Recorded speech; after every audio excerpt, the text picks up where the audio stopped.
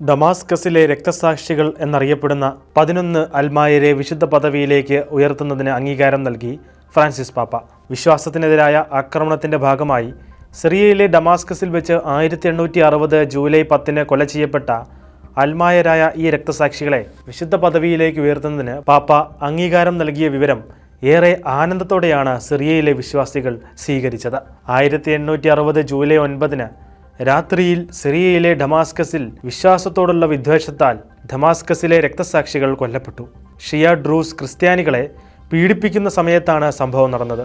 ഡമാസ്കസിലെ പഴയ നഗരത്തിലെ ബാബ് ടൗമയുടെ ക്രിസ്ത്യൻ ക്വാർട്ടേഴ്സിൽ സ്ഥിതി ചെയ്യുന്ന ഫ്രാൻസിസ്കൻ കോൺവെന്റിൽ ഒരു ഡ്രൂസ് കമാൻഡോ പ്രവേശിച്ച് സന്യാസിമാരെ കൂട്ടക്കൊല ചെയ്യുകയായിരുന്നു.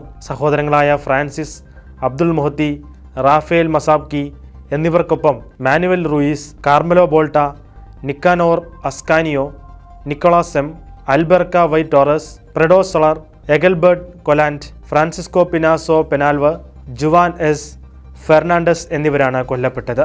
തങ്ങളുടെ ക്രിസ്ത്യൻ വിശ്വാസം ഉപേക്ഷിച്ച് ഇസ്ലാം മതം സ്വീകരിക്കാൻ വിസമ്മതിച്ചതിനെ തുടർന്നാണ് ഈ 11 പേരും ക്രൂരമായി കൊല ചെയ്യപ്പെട്ടത്. ഇവരിൽ പലരെയും മാരകമായ ആയുധങ്ങൾ കൊണ്ട് ശിരച്ഛേദം ചെയ്യുകയും മറ്റു ചിലരെ കത്തികൊണ്ട് കുത്തിക്കൊലപ്പെടുത്തുകയുമായിരുന്നു.